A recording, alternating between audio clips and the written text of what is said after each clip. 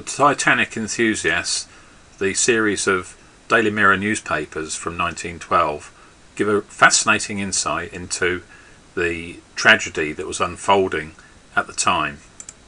Following the tragedy on the 15th, with the speed of communication with the new Marconi wireless, it wasn't surprising to find that the news was starting to hit the newspapers the following day on the 16th back here in England.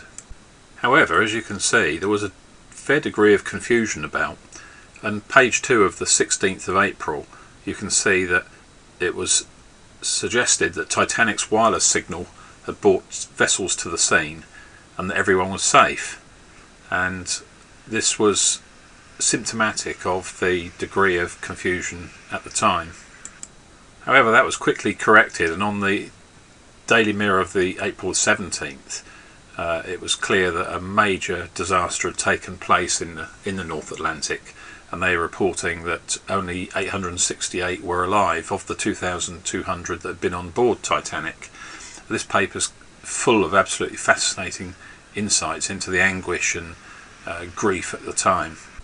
Bit by bit, details began to unfold, and on the 18th of April it was noted that the death toll had increased by 165, and that the Carpathia had only 705 survivors on board.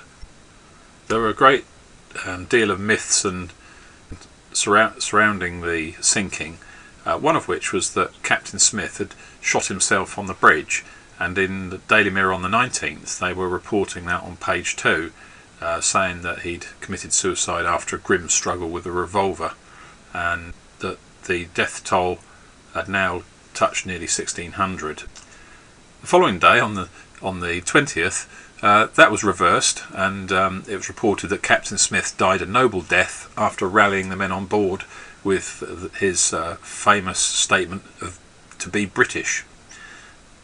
The survivors had refuted the story that he'd committed suicide by shooting himself. With no mirror being printed on the Sunday, the next Daily Mirror was Monday the 22nd of April 1912.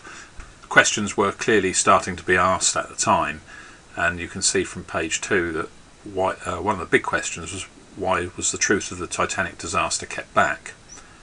And you also notice that passengers had started to contribute £1,400 to the relief fund. Relief funds were being set up all around the UK for the benefit of the families of those that had been on board. Now, we've collected all 6 papers, and they are full scan copies which you can have to study, or if you're a collector you'll be interested just to read them from cover to cover. Absolutely fascinating adverts of the time as well, and lots of anecdotes, lots of pictures that you may not see elsewhere because the originals have long since disappeared.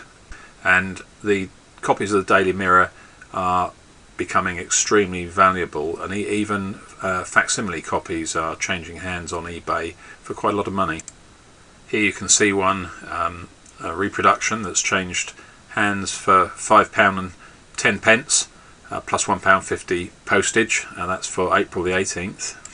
And here's an image of eBay having successfully sold one at £4.99 plus £1.45 postage and packing.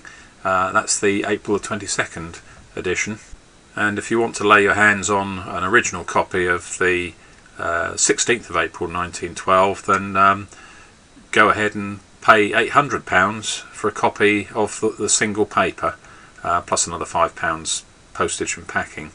And there really are collector's items, these. So against that background, we're delighted to offer the whole collection of the 6 newspapers as PDF scans for the modest price of £9.75. This will be delivered electronically, and you can store them on your computer, read them, print them out for your own benefit, and take in the story of the sinking of the Titanic from the time. So what you need to do is to go over to www.sinkingofthetitanic.com, and you'll find the paper available there. Thanks for watching.